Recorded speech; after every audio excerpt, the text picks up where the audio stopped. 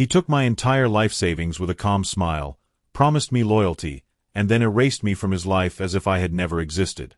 I didn't shout when it happened. I didn't chase him. I didn't beg. I just sat quietly with the truth sinking into my chest, understanding that something precious had been stolen, not just money, but trust one had built over decades. The kind of trust you only give once in your life, if you are lucky. Or foolish. People think betrayal always comes with warning signs. Raised voices. Red flags. Suspicious behavior. But this one came dressed as friendship. Warm. Familiar. Comfortable. It came through shared meals, late-night conversations, and promises spoken without hesitation. He wasn't a stranger. That's what made it dangerous. We met years earlier, long before money entered the picture. Back when our lives were simpler and expectations were modest. We were both working ordinary jobs, living ordinary lives in a quiet suburban town where people waved at neighbors and believed a handshake still meant something. He had a family. I had my routines. Our friendship grew slowly, without effort. The best kind. He listened well. That was his strength. When I spoke, he leaned in. When I worried, he nodded. When I doubted myself, he reminded me of my worth. Over time, that creates a bond stronger than blood. Or at least, it feels that way. I had spent most of my life being careful. I saved quietly. No risky investments. No loud spending. I believed in patience, consistency, and restraint. Money, to me, was not about power. It was about safety. About knowing that if life turned cruel, I wouldn't be helpless. He knew that about me. He also knew I didn't trust easily. The request didn't come suddenly. It was prepared. Carefully.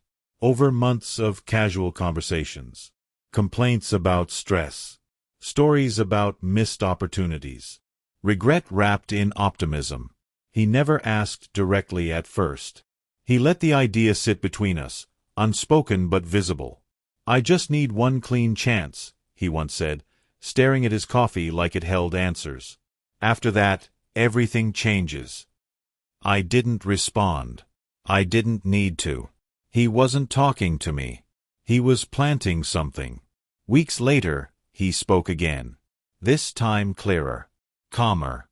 He explained the plan in simple words. A business opportunity. Temporary. Low risk. High trust. He didn't promise miracles. He promised responsibility. That's what made it believable. He didn't rush me. He waited. That patience disarmed me. When I finally said yes, it felt less like a decision and more like a natural step. Like helping family. Like honoring years of loyalty. I transferred the money quietly. No ceremony. No contract. Just faith. The amount represented decades of discipline. Early mornings. Late nights.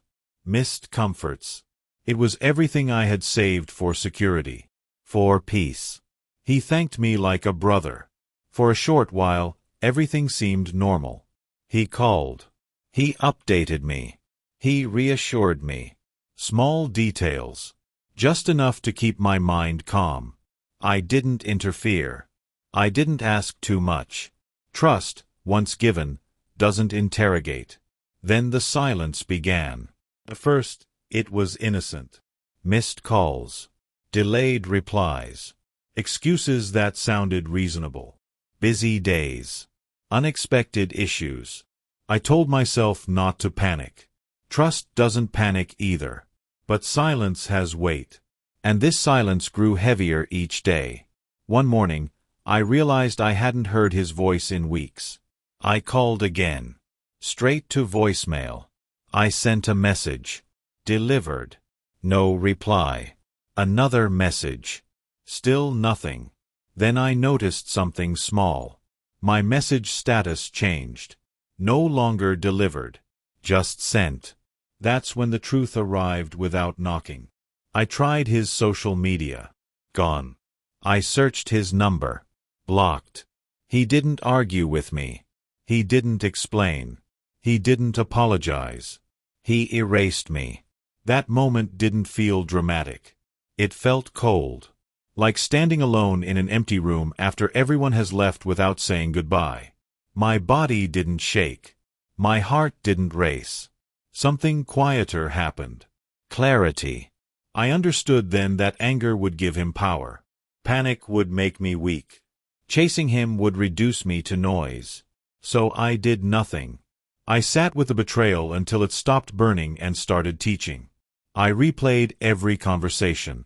Not with regret, but with precision. I studied the gaps. The timing. The confidence. The way he never once sounded afraid of consequences. That detail mattered. People who fear consequences don't disappear so cleanly. Which meant he believed he was safe. That belief would become important later. For now, I returned to my routines. Same walks. Same meals. Same quiet evenings. From the outside, nothing had changed. Inside, I was reorganizing my understanding of human nature. Money can be stolen. Trust can be abused. But dignity is a choice. I chose mine. I didn't tell anyone. Not because I was ashamed, but because I was observing. Watching how stories travel. Waiting to see if his version would surface somewhere. Lies have a way of revealing themselves when given time. Weeks passed. Then months. And slowly, pieces began to appear. Not answers. Signals. I learned where patience becomes power. And I understood something essential. Revenge doesn't begin with action. It begins with silence. Months passed without a single word from him, and in that silence I learned more than I ever did during our years of conversation. At first, my mind tried to negotiate with reality. Maybe something had gone wrong. Maybe he was ashamed. Maybe he planned to return once things stabilized. These thoughts arrived quietly, late at night, when the world felt forgiving. I didn't push them away. I examined them. Hope, after all, is not weakness, it's information. It shows you where you are vulnerable. But daylight has a way of correcting fantasies. During the day, I thought clearly. I replayed facts, not feelings. The blocked number. The erased profiles. The clean disappearance. These were not actions of panic. They were decisions. Calculated ones. He had prepared his exit long before I transferred the money.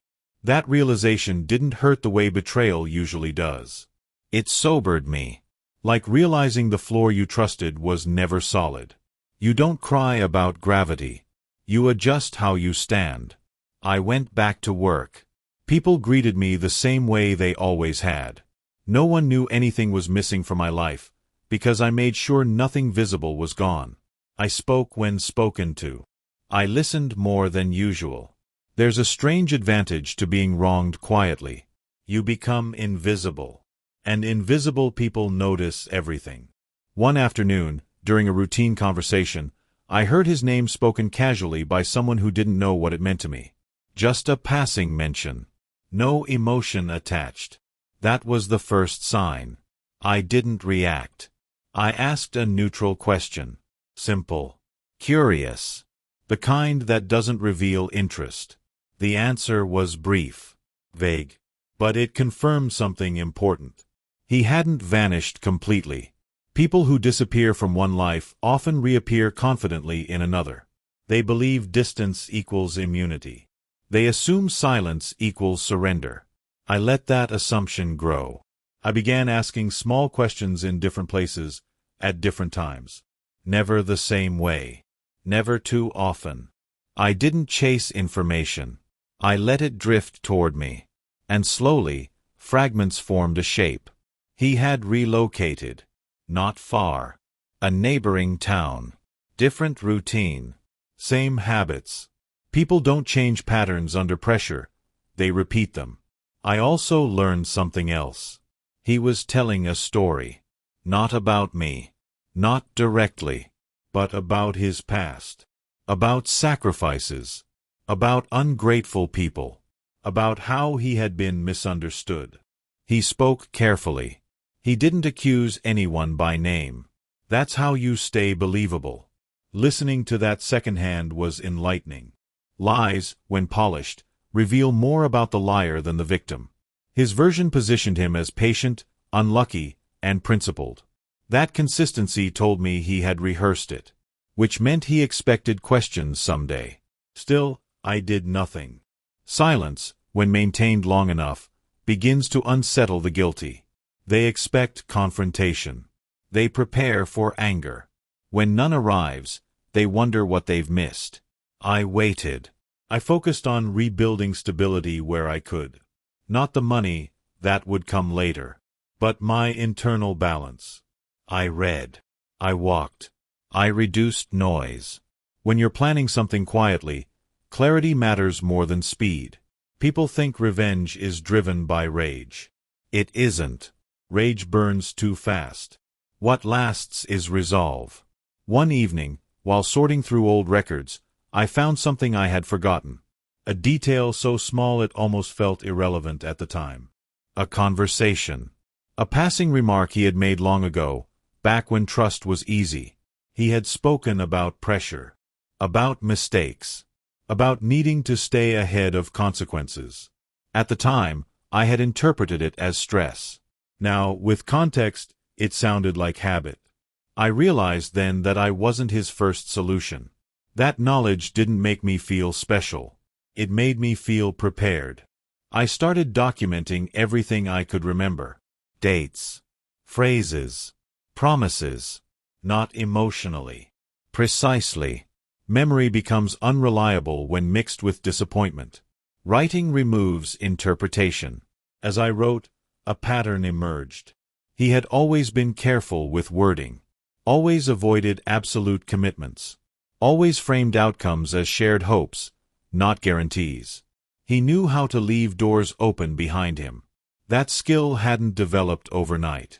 I also noted how he had chosen me. Not randomly. I was stable, predictable, quiet. I didn't create scenes. I didn't involve others unnecessarily. I was, in his mind, low risk. That miscalculation would matter later. Weeks later, another small signal arrived. A mutual acquaintance mentioned a new venture he was involved in. Said it casually, with mild admiration. Nothing dramatic. I thanked them. Changed the subject. Inside, something clicked. People who steal don't rest. They reinvest stolen confidence quickly. They move on before guilt has time to form. And they often reuse the same approach, believing their success proves intelligence rather than luck. I understood then that time was no longer working against me. It was working for me. I didn't rush. I didn't reach out. I let his comfort grow. Comfort creates exposure. People relax. They repeat behaviors. They underestimate quiet observers. During this period, I practiced restraint deliberately. There were moments when anger tried to return. Sharp. Sudden. Usually at night. I acknowledged it and let it pass. Acting from anger would give him control over my timing. I refused that. Instead, I studied patience like a discipline. There's a moment, after deep betrayal, when you choose who you will become next. Bitter, broken, or deliberate. That choice isn't loud. It's private, and it defines everything that follows. I chose deliberate. I didn't want him punished out of spite. I wanted balance restored. Accountability without chaos. A result that didn't require me to become someone I wouldn't recognize later. That intention shaped every step. By the end of that year, I knew where he lived. I knew who trusted him. I knew the image he was carefully maintaining. And most importantly, I knew what he feared losing. Not money, but credibility. That fear was quiet, hidden, but it governed his choices. And once you understand what someone protects most, you understand how to stand still while they walk themselves into consequence. I remained silent. From the outside, it looked like acceptance. From the inside, it was alignment. Because revenge, when done right, doesn't interrupt life. It lets life respond. Months passed without a single word from him, and in that silence I learned more than I ever did during our years of conversation. At first, my mind tried to negotiate with reality. Maybe something had gone wrong. Maybe he was ashamed. Maybe he planned to return once things stabilized. These thoughts arrived quietly, late at night, when the world felt forgiving. I didn't push them away. I examined them. Hope, after all, is not weakness, it's information. It shows you where you are vulnerable. But daylight has a way of correcting fantasies. During the day, I thought clearly. I replayed facts, not feelings. The blocked number. The erased profiles. The clean disappearance. These were not actions of panic. They were decisions. Calculated ones. He had prepared his exit long before I transferred the money. That realization didn't hurt the way betrayal usually does. It sobered me. Like realizing the floor you trusted was never solid. You don't cry about gravity. You adjust how you stand. I went back to work. People greeted me the same way they always had. No one knew anything was missing from my life, because I made sure nothing visible was gone. I spoke when spoken to. I listened more than usual. There's a strange advantage to being wronged quietly. You become invisible. And invisible people notice everything. One afternoon, during a routine conversation, I heard his name spoken casually by someone who didn't know what it meant to me. Just a passing mention. No emotion attached. That was the first sign. I didn't react. I asked a neutral question. Simple. Curious. The kind that doesn't reveal interest. The answer was brief. Vague. But it confirmed something important. He hadn't vanished completely. People who disappear from one life often reappear confidently in another. They believe distance equals immunity. They assume silence equals surrender. I let that assumption grow. I began asking small questions in different places, at different times. Never the same way. Never too often. I didn't chase information. I let it drift toward me. And slowly, fragments formed a shape. He had relocated. Not far. A neighboring town. Different routine. Same habits. People don't change patterns under pressure. They repeat them. I also learned something else. He was telling a story. Not about me. Not directly. But about his past. About sacrifices. About ungrateful people. About how he had been misunderstood. He spoke carefully. He didn't accuse anyone by name. That's how you stay believable. Listening to that secondhand was enlightening. Lies, when polished, reveal more about the liar than the victim. His version positioned him as patient, unlucky, and principled. That consistency told me he had rehearsed it, which meant he expected questions someday. Still, I did nothing. Silence, when maintained long enough, begins to unsettle the guilty. They expect confrontation. They prepare for anger. When none arrives, they wonder what they've missed. I waited. I focused on rebuilding stability where I could. Not the money, that would come later. But my internal balance. I read. I walked. I reduced noise. When you're planning something quietly, clarity matters more than speed. People think revenge is driven by rage. It isn't. Rage burns too fast. What lasts is resolve. One evening, while sorting through old records, I found something I had forgotten. A detail so small it almost felt irrelevant at the time. A conversation. A passing remark he had made long ago, back when trust was easy. He had spoken about pressure. About mistakes. About needing to stay ahead of consequences. At the time, I had interpreted it as stress. Now, with context, it sounded like habit. I realized then that I wasn't his first solution. That knowledge didn't make me feel special. It made me feel prepared. I started documenting everything I could remember. Dates. Phrases. Promises. Not emotionally. Precisely. Memory becomes unreliable when mixed with disappointment. Writing removes interpretation. As I wrote, a pattern emerged. He had always been careful with wording, always avoided absolute commitments, always framed outcomes as shared hopes, not guarantees.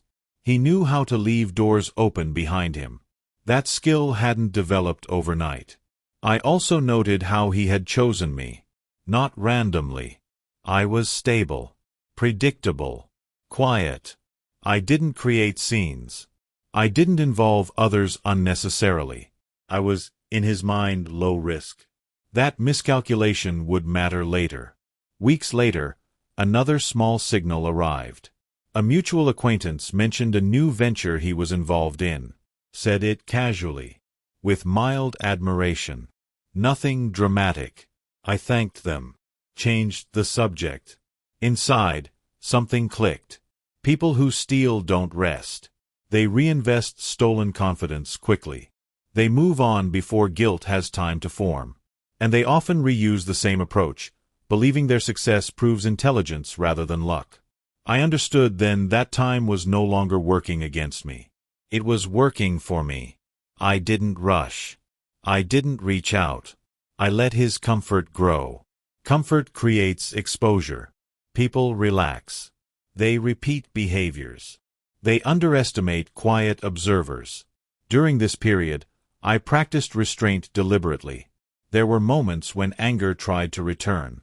Sharp, sudden, usually at night. I acknowledged it and let it pass. Acting from anger would give him control over my timing. I refused that. Instead, I studied patience like a discipline. There's a moment, after deep betrayal, when you choose who you will become next. Bitter, broken, or deliberate. That choice isn't loud. It's private, and it defines everything that follows. I chose deliberate. I didn't want him punished out of spite. I wanted balance restored. Accountability without chaos. A result that didn't require me to become someone I wouldn't recognize later. That intention shaped every step. By the end of that year, I knew where he lived. I knew who trusted him. I knew the image he was carefully maintaining. And most importantly, I knew what he feared losing, not money, but credibility. That fear was quiet, hidden, but it governed his choices. And once you understand what someone protects most, you understand how to stand still while they walk themselves into consequence. I remained silent. From the outside, it looked like acceptance. From the inside, it was alignment. Because revenge, when done right, doesn't interrupt life. It lets life respond. I knew then that I was no longer chasing answers, because answers had already settled inside me. What remained was timing. People often confuse patience with weakness. They imagine waiting as doing nothing. But patience, when intentional, is active. It sharpens observation. It filters emotion. It allows truth to rise without interference. And truth, when left alone, tends to expose itself. I continued living my life in plain sight. Same schedule. Same calm demeanor. Anyone watching would see a man who had absorbed a loss and moved on. That illusion was important. It lowered defenses. It allowed others to speak freely around me. And they did. Casual conversations revealed more fragments. Nothing dramatic. Just enough. A comment here. A comparison there. Someone mentioning his name with familiarity. Someone else expressing mild concern. These weren't accusations. They were inconsistencies. Inconsistencies are louder than confessions. I noticed how his stories shifted slightly depending on who he spoke to. Not drastically. Just enough to fit the listener. That adaptability had once impressed me. Now it confirmed what I already suspected. He was still borrowing trust. One afternoon, while listening to someone praise his reliability, I felt something unexpected. Not anger. Not jealousy. Distance. Emotional distance creates clarity. And clarity creates options. I began to see the situation less as a personal wound and more as a system at work. He operated within patterns. He relied on people who avoided confrontation. He counted on silence being mistaken for surrender. That meant my silence was already influencing his behavior. He grew bolder. When people believe they have escaped consequence, they expand.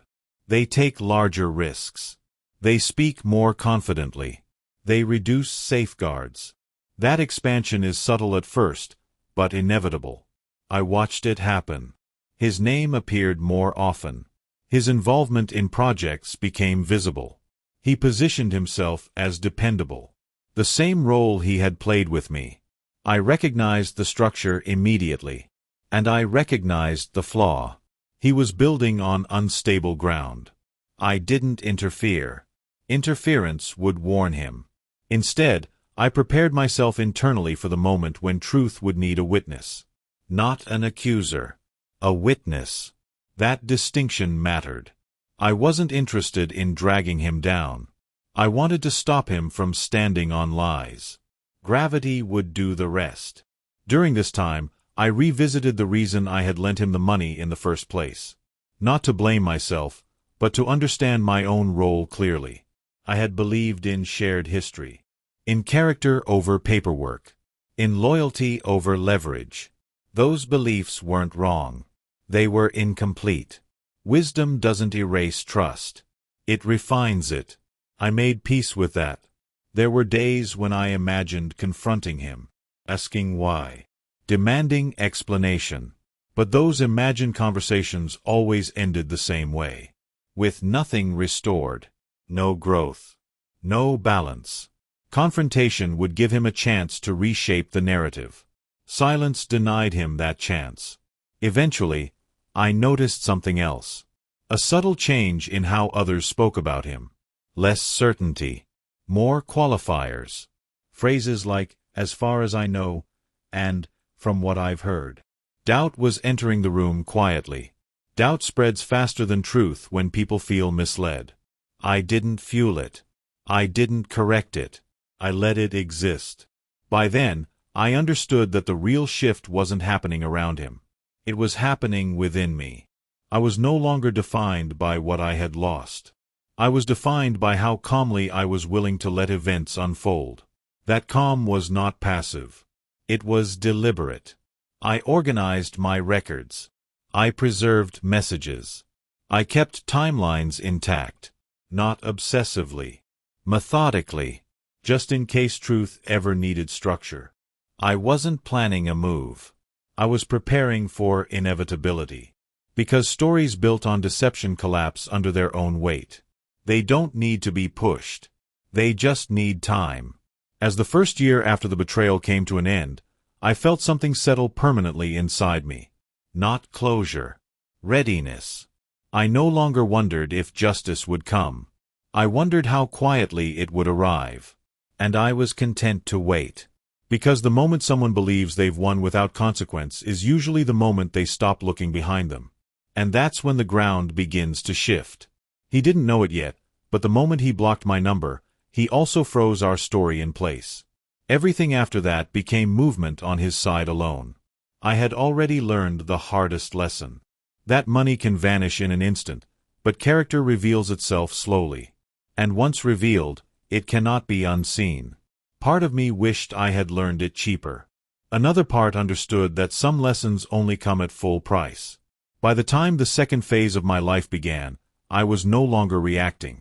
I was repositioning. I adjusted how I listened to people. I stopped filling silences. I let others talk themselves into clarity. When someone mentioned him, I didn't stiffen. I didn't lean in. I stayed neutral. Neutrality invites honesty. And honesty came in fragments. Someone mentioned a disagreement he had with a partner.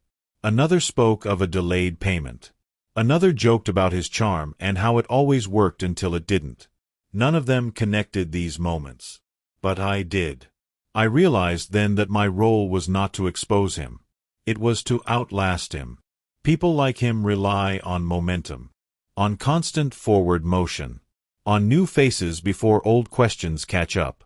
They don't stop to stabilize foundations. They assume confidence will hold everything together. Confidence is fragile. Around this time, I made a quiet decision. I would not recover my money through confrontation or force. I would let truth create the conditions where recovery became possible without noise. That required patience beyond comfort. I simplified my life further. Less spending. Fewer distractions. I wasn't punishing myself. I was clearing space. Mental space. Emotional space. The quieter my life became, the clearer my judgment felt. One evening, while speaking with someone who worked loosely within his circle, I heard something new. A detail that didn't align with the image he projected. Not criminal. Not dramatic. Just careless. Carelessness is always the beginning. I asked a calm question. Not probing. Just curious. The answer came easily. Too easily. That's when I knew he had grown comfortable. Comfort dulls caution. From that point on, information arrived without effort. I didn't seek it. People volunteered it. They always do when they sense you are not trying to control the narrative. I noticed how his tone had changed. Less humility. More assurance. He spoke as someone who believed his past was buried. That belief allowed him to repeat patterns. The same promises. The same timelines. The same gentle pressure. I felt no satisfaction watching this. Only confirmation. During this period, I examined my own boundaries honestly. Where had I allowed familiarity to replace structure? Where had I assumed goodwill would substitute accountability? These questions weren't painful anymore. They were practical. I wrote answers down. Not to dwell. To remember. Memory fades. Records endure. As months passed, something unexpected happened. People began to come to me, not with accusations, but with uncertainty. They asked questions without realizing they were asking them. They sensed something was off, but couldn't name it. I never named it for them. I spoke only in facts. Neutral. Verifiable. I never offered opinions. Opinions invite debate. Facts invite reflection. That distinction protected me. Slowly, the narrative around him lost its shine. Not because I attacked it, but because it lacked reinforcement. Stories need maintenance. Truth survives neglect. I watched him work harder to maintain appearances. More explanations. More reassurances. More visible effort. That strain was new. Strain reveals pressure points. I also noticed something else. He had started avoiding certain conversations. Certain people. Certain environments. Avoidance is not strategy. It's fear trying to stay unnoticed. I understood then that the situation had shifted. The power imbalance was no longer what it had been. I still had not reached out. Not once. That silence had grown heavy for him. I could sense it in the way he spoke around my absence. He referenced me indirectly. Vaguely.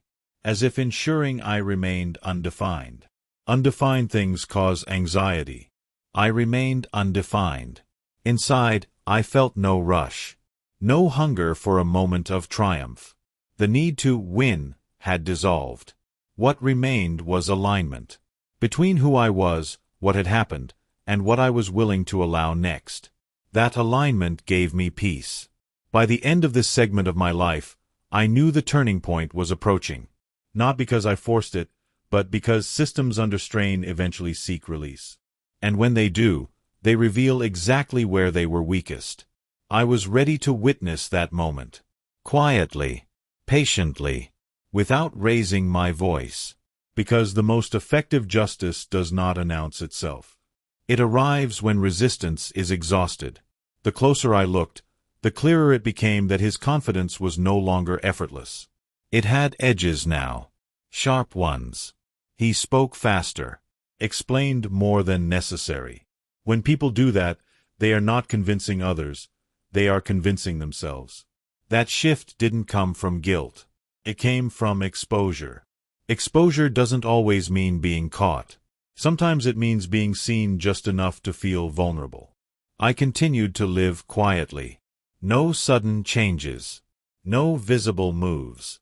The less attention I drew, the more space he occupied in other people's minds. Absence has a way of amplifying presence. One afternoon, I ran into someone who had known him longer than I had. Not closely.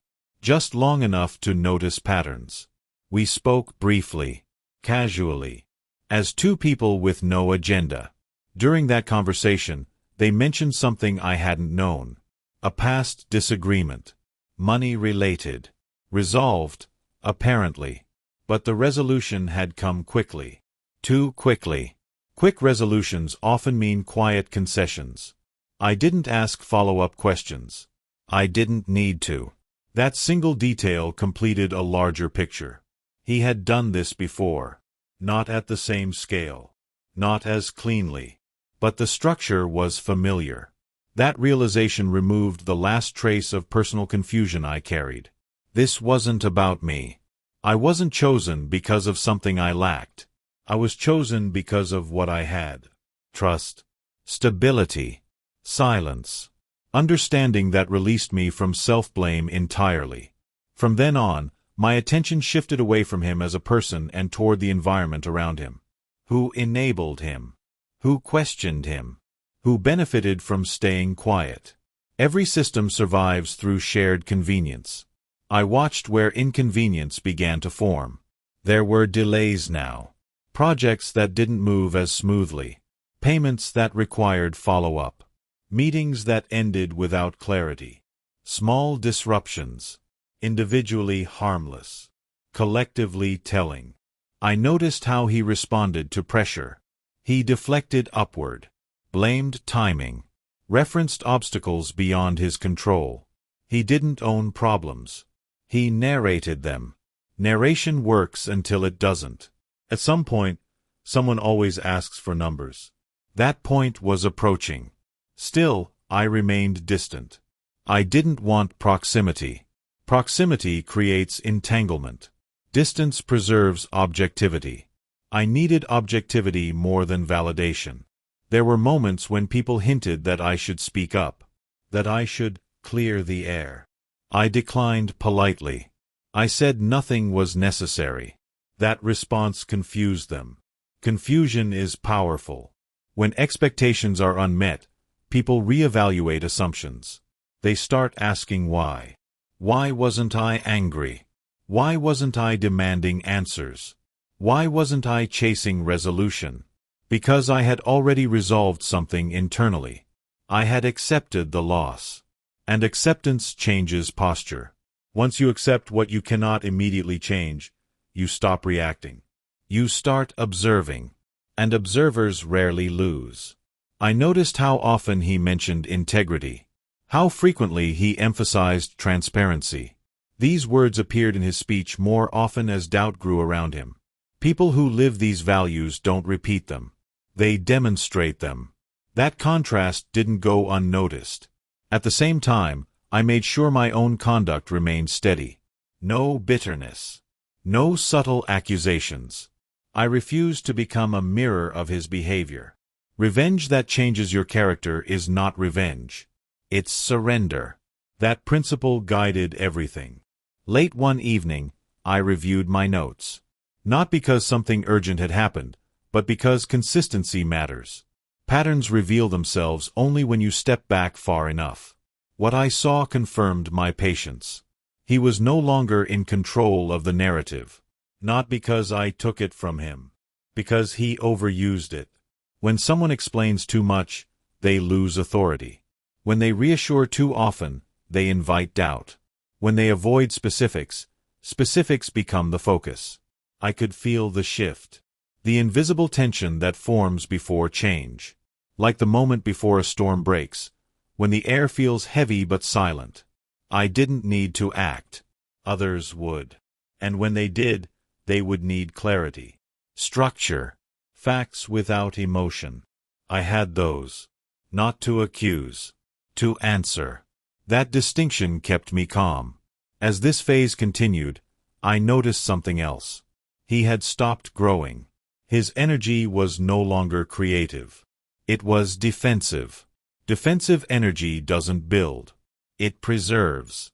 And preservation, under pressure, becomes collapse. I understood then that the next stage would not begin with my voice. It would begin with his silence. And when that silence came, it would not be chosen. It would be forced by the weight of unanswered questions.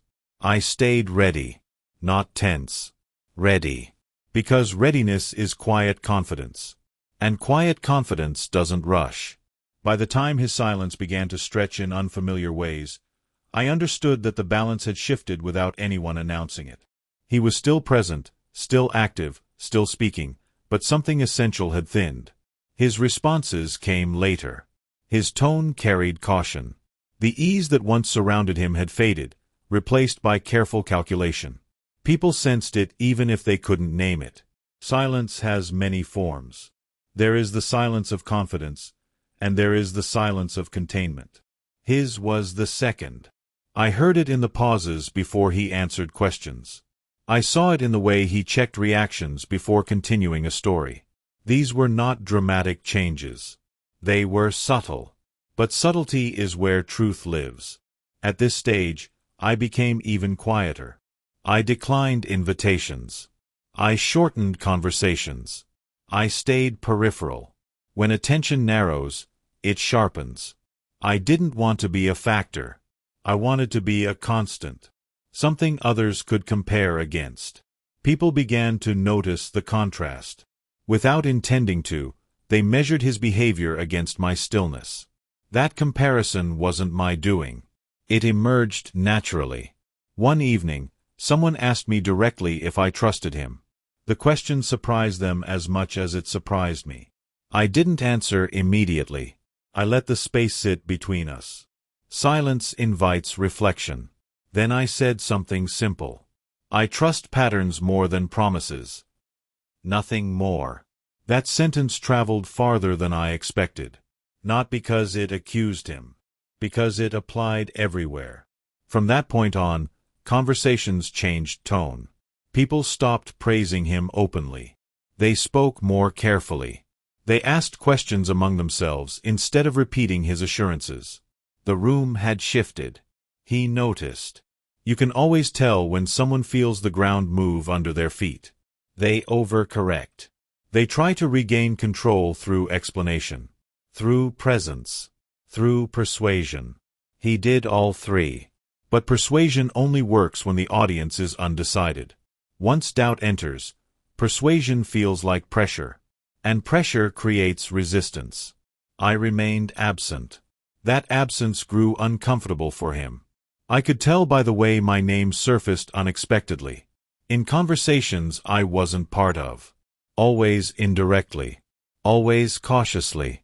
As if he was checking whether I still existed as a threat. I didn't respond.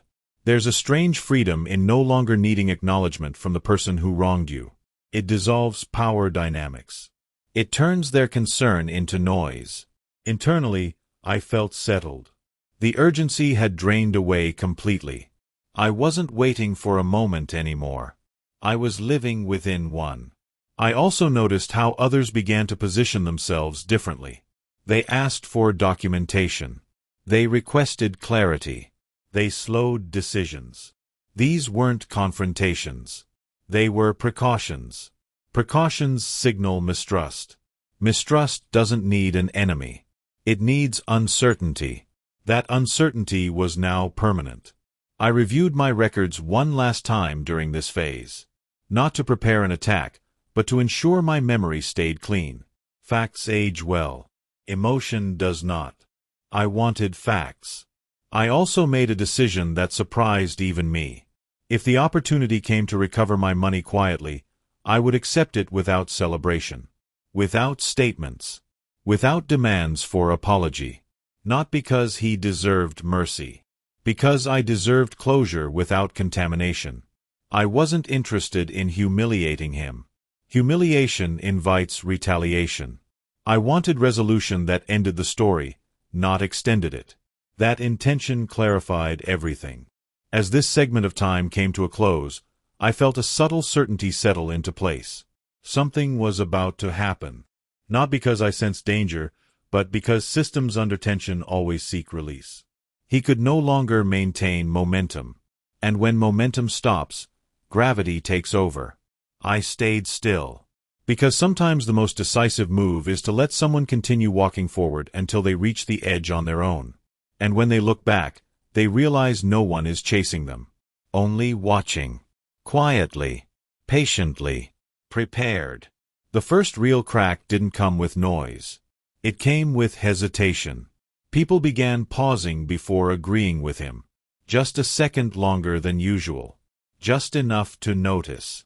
In those pauses, authority weakens. Influence leaks out slowly, then all at once. I became aware of it through other people, not through him. Someone mentioned a meeting that felt off. Another said expectations had changed. A third spoke about a decision being delayed for no clear reason. None of them blamed him directly.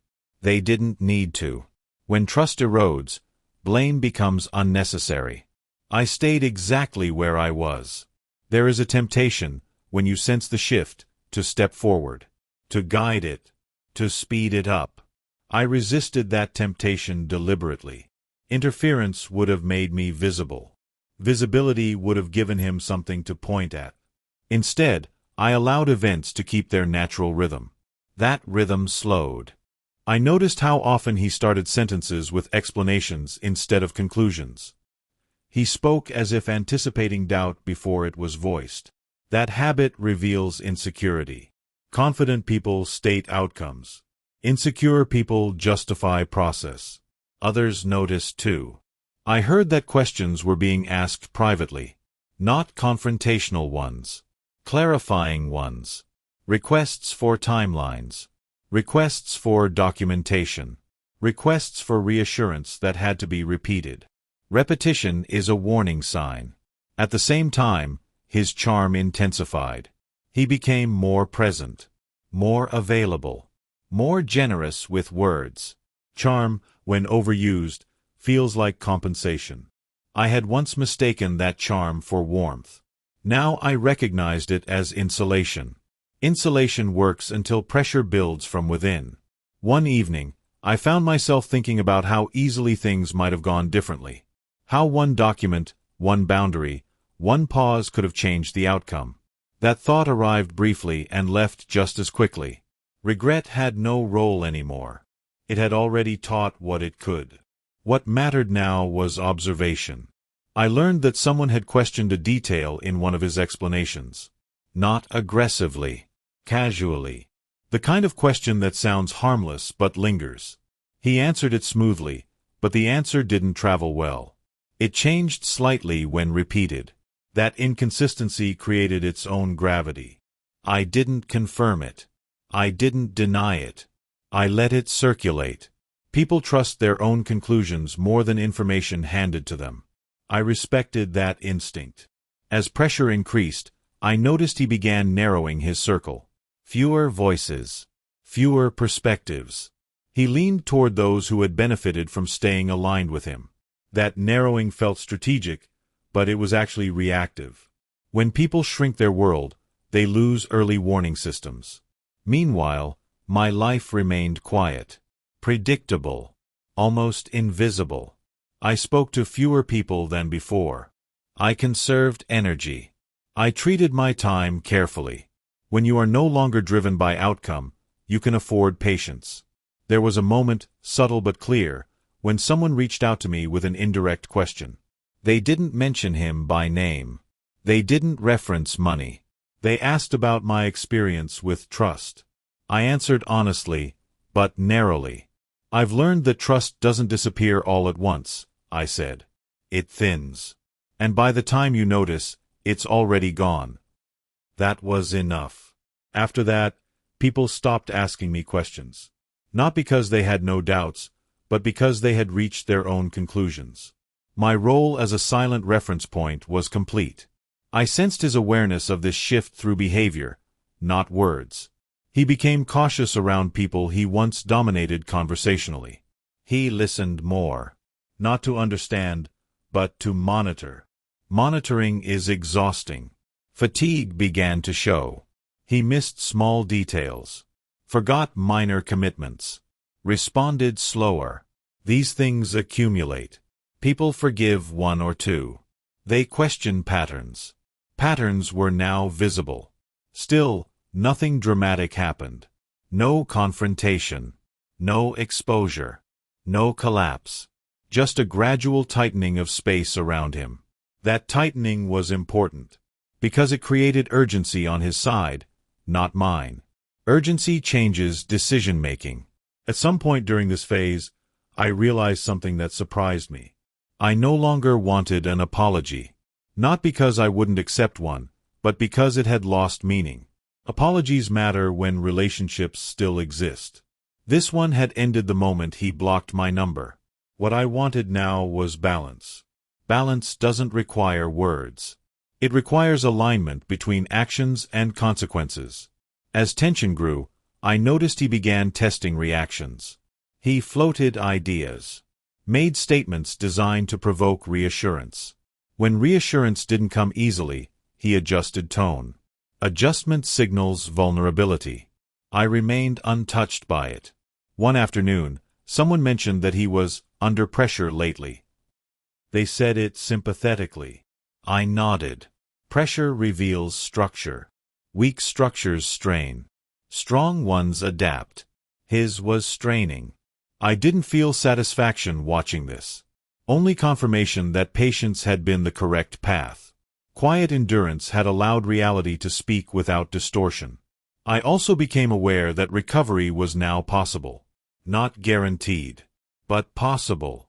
Conditions were forming where restitution could occur without confrontation, without spectacle. That mattered to me. I wanted the story to end without echo. As this stage continued, I prepared myself for two possible outcomes. One where he attempted to reappear in my life, cautiously. Another where he tried to outrun the consequences again. Both required the same response from me. Stillness. If he reached out, I would listen. Not emotionally. Logically. If he disappeared further, I would remain prepared. Prepared does not mean aggressive. It means composed. The rising conflict wasn't loud. It wasn't violent. It wasn't cinematic. It was internal, systemic, relational. The kind of conflict that reshapes power quietly. I could feel it reaching its peak. Not because anything had exploded, but because nothing could be ignored anymore. And when ignorance becomes impossible, choices follow. Soon, someone would have to make one. And I would not rush them. Because the most effective pressure is the kind that doesn't announce itself. It simply waits. Unmoving. Unarguable. The pressure didn't announce itself with confrontation. It arrived disguised as concern. I heard that word used more often now. People were concerned. Not alarmed. Not angry. Concern is polite. It allows doubt to exist without accusation. And once concern becomes acceptable, certainty begins to dissolve. I watched from a distance as this language spread. It didn't originate with one person. It emerged collectively, the way unease always does. Quietly, incrementally, without permission. He responded by becoming more visible. Visibility is often mistaken for transparency. They are not the same. Transparency clarifies. Visibility distracts. He chose distraction. He attended more gatherings, spoke more often, shared more stories. But the stories lacked cohesion. They felt rehearsed, slightly ahead of the questions they were meant to answer. That timing mismatch did not go unnoticed. People don't always hear what you say. They feel when it doesn't match the moment. I remained peripheral, present enough to be known, distant enough to be neutral. That balance mattered. It kept me from becoming a participant in the conflict while allowing me to remain a reference point. At some point, someone tried to draw me in directly. They asked if I had noticed changes.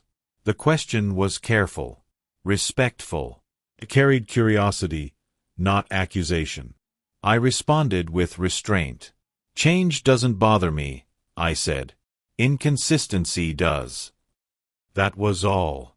I didn't elaborate. I didn't explain. I didn't attach names. The sentence stood on its own. And like all true statements, it traveled without me. From that moment on, I sensed a shift in how people spoke around him. Less affirmation. More listening. Listening can feel threatening when you're used to control. It creates space for interpretation. Interpretation creates risk. He tried to close that space by offering clarity. But clarity offered too late feels defensive. It raises questions about why it wasn't present earlier. I noticed that he began repeating certain assurances verbatim. The same phrases. The same structure. That repetition suggested preparation. Preparation suggests anticipation. Anticipation suggests fear. Fear narrows perception. I wasn't immune to the tension. There were moments when I felt the urge to accelerate events, to force resolution, to end the waiting. But I reminded myself of something essential. Forced endings leave residue. I didn't want residue. I wanted a conclusion that felt inevitable, not engineered. As weeks passed, fatigue became visible. Not dramatic exhaustion. Subtle wear. Missed cues. Delayed responses. People under sustained pressure begin to leak information unintentionally. They contradict themselves. They overlook small details. I observed without recording. Without reacting. One day, I learned that someone had requested documentation he hadn't expected to provide. Not unreasonable. Not excessive. Just specific. That request unsettled him more than any accusation would have. Specifics require alignment. Alignment was no longer guaranteed. He complied, but reluctantly. And in that reluctance, something broke. People felt it. The ease was gone. What remained was effort. Effort can maintain performance for a while, but it cannot restore trust. Around this time, I noticed an internal change in myself. I no longer felt anticipation. The outcome had become secondary. What mattered was integrity. Mine. The integrity of the process. I had already won something more valuable than restitution. I had preserved myself. Still, I remained open to resolution. Not out of generosity. Out of completeness. I wanted the story to close without bitterness. Without lingering threads. That openness did not require action. It required readiness. I began to sense that he was looking for an exit. Not a disappearance this time, but a narrative exit. A way to step away without collapse. Without exposure. That desire made him unpredictable. Unpredictability creates mistakes. I stayed still. There was a moment, subtle and almost forgettable, when someone mentioned that he seemed tired of explaining himself. That comment mattered. It signaled that explanations were no longer soothing. They were burdensome. When explanations become burdens, people stop offering them voluntarily. They withdraw. Withdrawal invites scrutiny. I didn't need to encourage it. It was happening on its own. I reflected often during this period. Not about him, but about myself. About the cost of trust. About the discipline of patience. About how silence, when chosen consciously, becomes strength. I realized that I had changed permanently. Not hardened. Clarified. I would never again confuse familiarity with safety. But I would also never punish the world for one person's failure. That balance felt right. As the conflict continued to rise, it did so quietly. No raised voices. No public moments. Just a tightening web of expectation and doubt. A narrowing path. He could feel it. I could tell. Because people under pressure begin to simplify their thinking. They seek binary outcomes. Win or lose. Escape or confront. They forget that systems rarely allow clean exits. This one wouldn't. The next phase would not be gradual. It would be decisive. Not because I acted, but because waiting had reached its limit. And when waiting ends, movement begins. Not always in the direction you expect, By the time movement finally came, it felt less like an event and more like gravity asserting itself. Nothing exploded. No accusations surfaced publicly. No voices were raised. Instead, doors began closing quietly. Invitations stopped arriving. Conversations shortened. Decisions were postponed indefinitely. These were not punishments. They were protections. Protection is the first instinct of a group that senses instability. He noticed the change immediately. I could tell by how often his presence increased in places where it used to be optional. He lingered longer, spoke more earnestly, tried to re-establish familiarity that had thinned beyond repair. Familiarity, once lost, cannot be reclaimed through effort alone. It requires trust. Trust was no longer available. I remained steady, almost invisible. People often assume invisibility means irrelevance. In reality, it means neutrality. And neutrality carries weight when tension rises. There was a moment when he attempted to test that neutrality. Someone mentioned that he had spoken about me recently. Not critically, carefully, as if gauging reactions. The comment was framed as harmless, but the intention was clear. He was checking whether I still mattered. I didn't react. I didn't inquire further. I didn't correct anything. That absence of response unsettled him more than confrontation ever could.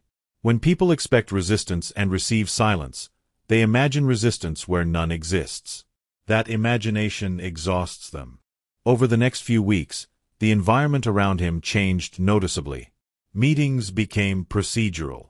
Informal assurances were replaced with formal requests. Conversations shifted from possibility to verification. Verification is the opposite of trust. He complied. He adapted. But adaptation under pressure looks different from growth. It looks strained, defensive, reactive. I watched him shrink his world further. Fewer collaborators. Fewer confidants. He leaned toward those who still nodded without questioning. That choice isolated him faster than any external force could. Isolation magnifies mistakes. I learned that a commitment had been delayed due to unresolved details. That phrase mattered. It signaled that tolerance had expired. Details were no longer negotiable. Still, I did nothing. My role was complete. At this stage, I understood that any action from me would only complicate what had already begun to resolve itself. The structure was collapsing from within. Interference would have been indulgent. I chose restraint. There were nights when I reflected on how differently this could have ended if he had chosen honesty early. A conversation. A partial return. An acknowledgement. None of that happened. He chose disappearance instead. Disappearance feels powerful until it becomes noticeable. And once noticed, it raises questions. Those questions had multiplied beyond his ability to manage them. I sensed that he was running out of options. Not dramatic ones. Subtle ones. The kind that allow graceful exits. Those had passed quietly while he was focused on maintaining appearances. Now, all that remained were choices with consequences. People around him began to protect themselves. Not overtly. Professionally. Requests for clarity became standard. Informal arrangements dissolved. Expectations tightened. This wasn't revenge. It was correction. I remained calm through it all. Not because I was detached, but because I trusted the process I had allowed to unfold. I had given truth enough time to surface on its own. There is a particular moment in long conflicts when tension stops rising and begins to settle into inevitability. That moment arrived without announcement. I felt it, not as relief, as certainty. I knew that whatever happened next would not require my participation. The system had absorbed the lesson. It would enforce it without emotion. That knowledge brought peace. I no longer checked for updates. I no longer listened for mentions. My attention returned fully to my own life. The waiting had ended, even if the outcome had not yet fully arrived. Because waiting ends internally first. One afternoon, I crossed paths with someone who looked tired in a way that wasn't physical. They mentioned him briefly. Said things were complicated. That word carried finality. Complications rarely resolve in favor of those who created them. I nodded. Offered no comment. That was enough. As this phase closed, I realized something important. I had not regained my money. Not yet. But I had regained my equilibrium. And equilibrium is harder to steal. I had not confronted him. I had not exposed him. I had not pursued him. And yet, balance was returning. Quietly. Unavoidably. Because when deception loses momentum, it doesn't need to be stopped. It collapses under its own weight. And the person who stands still long enough to witness that collapse never needs to raise their voice. They simply step aside and let gravity finish the work. The moment he finally reached out, it didn't arrive with courage. It arrived with caution. A single message, carefully worded, neutral in tone, as if nothing significant had happened between us. As if time alone had softened everything that mattered. He didn't mention the money. He didn't mention the silence. He asked how I had been. I read it once. Then again. Not to analyze the words, but to measure the distance they tried to erase. That distance had taken years to form and seconds to widen beyond repair. His message pretended otherwise. I didn't reply immediately. That pause was not strategic. It was honest. I needed to confirm something inside myself. Whether I still carried urgency. Whether I felt pressure to respond. Whether any part of me wanted to restore what had been broken. I felt none of it. Only clarity. I waited a full day before answering. Not to punish. To normalize the rhythm he had imposed on me months earlier. Silence, returned with calm, feels different from silence imposed by fear. My reply was brief. I'm doing well. I hope things are steady on your side. Nothing more. No accusation. No warmth. No invitation. That balance mattered. His response came faster than mine had. Too fast. Relief disguised as composure. He thanked me for replying. Added a line about how much time had passed. How strange life can be. Still no mention of the money. That omission told me everything. People reveal priorities through avoidance. He was not testing reconciliation. He was testing access. Access to conversation. To proximity. To narrative control. I didn't give it to him. I kept my responses measured. Neutral. Consistent. I never asked questions. Questions grant power. I only answered what was asked, and only partially. He began to circle the subject without naming it. References to stress, to challenges, to lessons learned. These were not confessions. They were probes. He was gauging whether vulnerability would soften me. It didn't. Vulnerability offered without accountability is just another tactic. As days passed, his tone shifted again. Less casual. More deliberate. He asked if we could talk sometime. Just to clear the air. That phrase arrived exactly when I expected it. Clearing the air is what people ask for when the air is already thick with consequences. I agreed. Not immediately. Not eagerly. I suggested a time later in the week. Neutral. Unhurried. That pace unsettled him. I could feel it even through text. He wanted resolution quickly. Urgency had returned, but this time it wasn't mine. When we finally spoke, his voice carried restraint. Not humility. Control. He spoke carefully, avoiding specifics. Framing the past as misunderstanding. As misalignment. As something that had spiraled. Still no apology. Still no acknowledgement. I listened. Listening was my advantage now. At one point, he paused.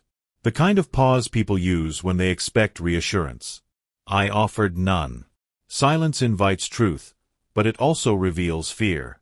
He filled the space with explanation. Then, finally, he mentioned the money. Indirectly. As something that had become complicated. As something he had intended to resolve once circumstances improved. I let him finish. Then I spoke. I didn't raise my voice. I didn't accuse. I stated facts. Dates. Amounts. Agreements. Not emotionally. Precisely. I didn't demand. I clarified. I trusted you, I said. You chose to disappear. That choice defined everything that followed. There was no anger in my voice. That absence unsettled him more than anger would have. He responded defensively at first. Justifying. Contextualizing. Minimizing. These were reflexes, not decisions. I didn't interrupt. Interrupting would have turned it into a debate. When he ran out of explanations, I spoke again. I don't need excuses, I said. I need alignment. That word landed. Alignment requires action. He asked what I wanted. That question revealed desperation. I answered calmly. I want the situation corrected. Quietly. Completely. No threats. No deadlines. No conditions beyond completion. He hesitated. Not because he didn't understand. Because he didn't control the terms anymore. I told him I wasn't interested in restoring friendship. Or trust. Or appearances. I wanted closure. The kind that allows both people to move forward without unfinished business. He agreed. Quickly. Too quickly. Quick agreement after long avoidance signals fear. We discussed logistics. Not casually. Carefully. He proposed partial solutions. I declined. Not emotionally. Logically. Partial resolution would prolong contact. I didn't want prolonged contact. I wanted finality. The conversation ended without warmth. Without hostility. Just clarity. After we disconnected, I felt nothing dramatic. No relief surge. No triumph. Just steadiness. The kind that comes when tension dissolves cleanly. Weeks passed. Then the first transfer arrived. Not complete, but meaningful. I acknowledged receipt with a simple confirmation. No commentary. No encouragement. More transfers followed. Irregular at first. Then consistent. Each one quieter than the last. No messages attached. No explanations. That silence told me he understood. By the time the full amount was returned, there was nothing left to say. He didn't ask to meet again. He didn't ask for forgiveness. He didn't try to explain himself further. The story had ended. Quietly. As I reflected on that phase of my life, I realized something important. The revenge had never been about him. It had been about restoring balance without losing myself. I hadn't shouted. I hadn't exposed. I hadn't chased. I had waited. And waiting, when done with clarity, allows people to confront themselves without interference. I didn't feel victorious. I felt complete. Because sometimes the smartest revenge is not forcing someone to face you. It's letting them face the consequences of their own choices, alone, in silence. And walking away without carrying their weight any longer. After the transfers were complete, life settled into a rhythm I had long forgotten. Quiet mornings. Predictable workdays. Evenings with minimal distraction. Yet even in that calm, I remained aware, because once you've seen betrayal so clearly, you can never fully unsee it. Awareness becomes a habit, not a burden. I started reviewing my own habits. How I had let trust stretch farther than caution would allow. How I had assumed goodwill would substitute for boundaries. Reflection doesn't punish you. It clarifies. It allows you to recognize patterns so you never repeat mistakes. I realized that the lesson wasn't about money at all. It had never been about money. It had been about presence, attention, and the choice to act, or not act, when someone violates your trust. The money was the symptom, not the story. Around this time, I noticed something subtle in the people around him. They were careful. Not openly suspicious, but cautious. Questions were framed differently. Assumptions were double-checked. The confidence he had once projected as effortless had shifted into something more brittle. I didn't need to influence that shift. I had no hand in it. The person who undermines trust does that to themselves, eventually. Lies and avoidance require maintenance. Silence, in contrast, requires patience. When patience outlasts deception, it quietly exposes it. I remembered the first day he disappeared after blocking me. At the time, it had felt like chaos. But now, I understood it was the beginning of the system correcting itself. My silence had been the constant. Everything else had adapted around it. I began to observe more intentionally. I wasn't trying to manipulate outcomes. I was watching life respond naturally. And life responded in predictable ways. His explanations became more repetitive. His assurances more mechanical. The same stories told to different people, word for word, lacked conviction. I realized that what people fear most after betrayal isn't confrontation. It's observation. People lie freely when they think no one notices. They act confidently when they assume their absence of accountability will shield them. Once you watch silently, the cracks appear. One morning, someone close to him asked me a question indirectly about the money. Not aggressively, not accusatorily, but with curiosity. I answered succinctly. Neutral. The truth, stated calmly, resonates in ways confrontation never could. That exchange revealed something I hadn't fully recognized until then. Closure does not require drama. It does not require the satisfaction of shame. It requires structure, facts, alignment between what was promised and what is delivered. I began to see his pattern in a broader context. This was not an isolated incident. It was habitual. He had used charm and careful speech before to manipulate situations and people who trusted him. Each new act was easier because prior acts had gone unchallenged. I had been his first obstacle in years. That realization didn't provoke anger. It provoked respect for the clarity patience had given me.